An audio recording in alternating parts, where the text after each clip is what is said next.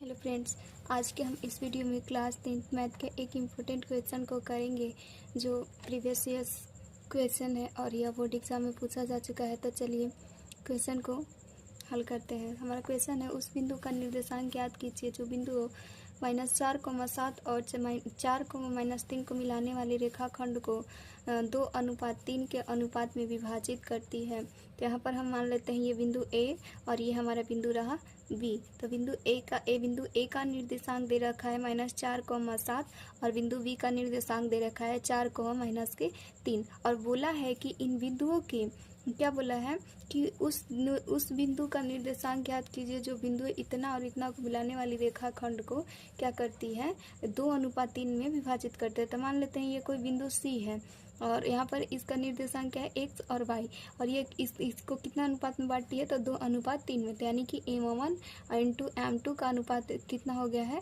2:3। तो हमें बोला गया है कि उस अनुपात को बताइए वो किस अनुपात में विभाजित करती है। तो लिखेंगे विभाजन सूत्र। तो विभाजन सूत्र क्या होता है m1x2 प्लस m2 x1 बटे में m1 प्लस m2। ऐसे ही y के लिए लिख लेंगे तो लिखेंगे my प्लस my बटे में m1 प्लस m2 और यहाँ पर लिखेंगे 12, 21 और हमारा फार्मूला बन गया।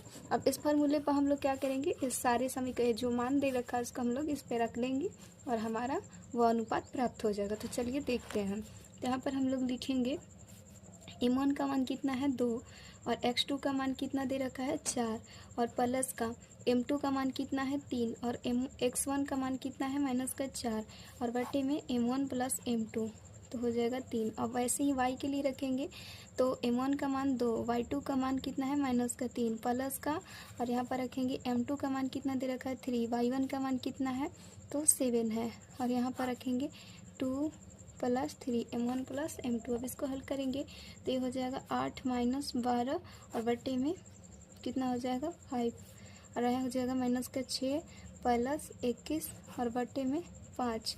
यहाँ पर घटाएंगे तो कितना हो जाएगा तो हमारा 4 हो जाएगा माइनस के और बटे में 5 और यहाँ पर हो जाएगा 15 बटे में 5। अब यहाँ पर क्या करेंगे 15 को कटा लेंगे तो क्या हो जाएगा 3। यहाँ पर 5 से 15 कट जाएगा तो हमारा यही क्या हो जाएगा अनुपात हो जाएगा जिस अनुपात में यह इसको क्या कर रहा है बांट रहा है।